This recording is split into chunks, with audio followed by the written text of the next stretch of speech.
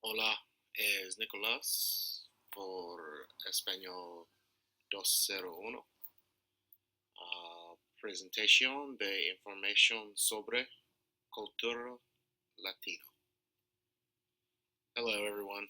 This is Nick, and I was presenting some cultural information on the Latino culture.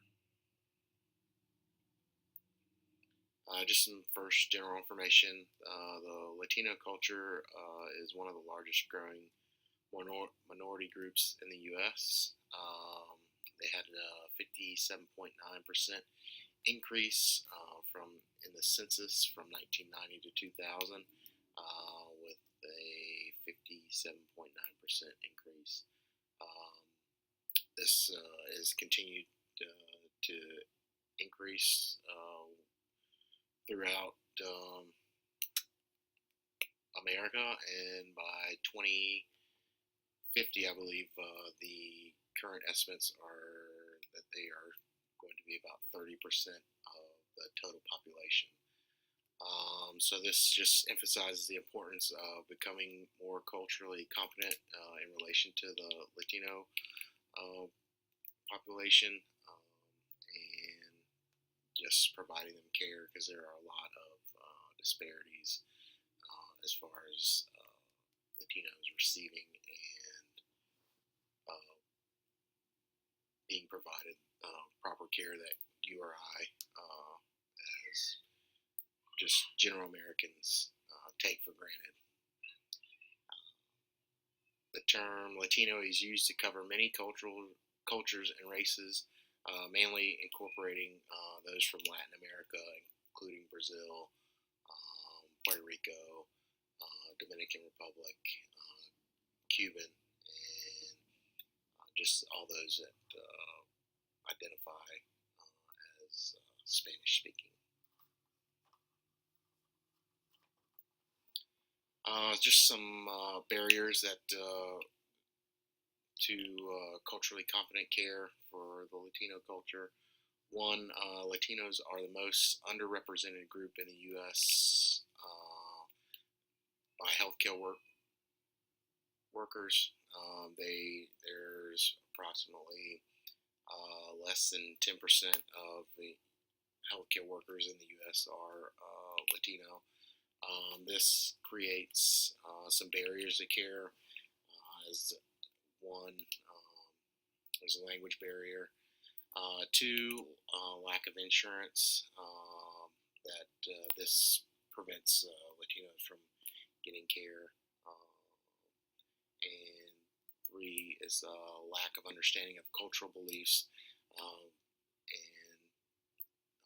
also Latinos being uncomfortable getting health care from those who are not Latino themselves. Another is immigration status. Many are afraid that they'll be found out by seeking care and being deported. Obviously, this is a miscommunication, but one that is out there. And also just a general mistrust that many Latinos have of European Americans, and this is just comes from the long-standing history of many European Americans just not respecting Latinos, and just taking advantage of their culture throughout history. So there are some things that you can do to overcome some of these barriers. And the one thing that I really wanted to talk about today was just the extreme respect that I have found in my practice that Latinos have for healthcare workers. Um, and it's just generally a broad term that, and it doesn't really go for everyone, as the Latino culture is just very broad and diverse. You just have to also keep that in mind. That many of them may not share these, but when I was working in Texas, Dallas, and El Paso, I've just found that many Hispanic and Latino patients would just give you the utmost respect just because you are a nurse. So I found some terms for this: simpatia, which is politeness and the avoidance of hostile confrontation;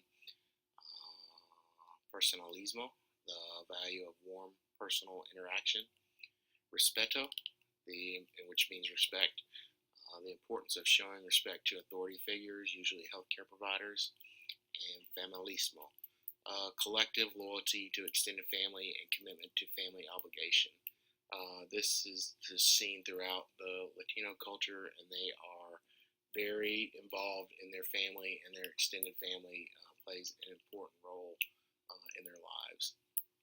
And then fatalismo, belief that individuals cannot do much to alter fate, and that coming to a hospital just, they only come when they're very, very sick, or, they have no other place to turn, and that they just view that as, this is the way it is, and there's nothing I can do about it.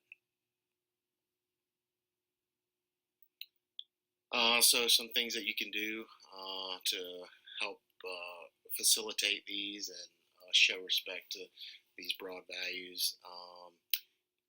Be formal in your interactions with older adults, especially, using the terms senora, senor, and even don and dona for older older Latinos. It just gives a air of respect to your interactions, and just being extremely formal, using the usted form of verbs and conjugations, and you're speaking with them, just gives them that sense of respect. Involve the family in decision making. As I said before, family is extremely important to them, and their well-being is linked to how their family views them and their health. So to help that, you just ask personal questions like how old is your daughter, or how old is your son. Just generally asking about their family will help in overcoming some of these barriers. Another thing to be aware of is that they may not make eye contact with you, but this is not out of fear. It just means, again, that respecto, just them showing you respect, that they value your position. And going along with this, they may not want to disagree with you, and that silence may be a sign of disagreement.